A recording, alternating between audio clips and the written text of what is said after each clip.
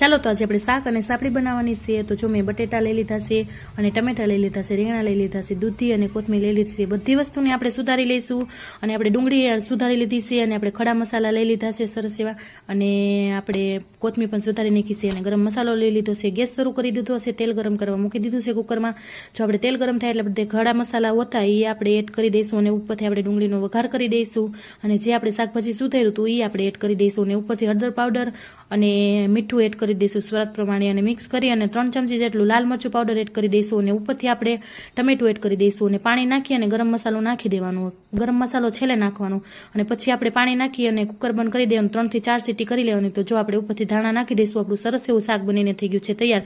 તો આપણે ભાખરીનો લોટ હોય આપણે એમાંથી આપણે ચાપડી બનાવવાની છે। તો જો આપણે એમાં મીઠું અને આપણે મોણ નાખી દીધું છે અને આપણે ચાપડી તળી લીધી છે સરસ એવી। તો જો આપણી થાળી એકદમ કમ્પ્લીટ થઈ ગઈ છે। તો મળશું એક નવા વિડીયો સાથે। જય શ્રી કૃષ્ણ।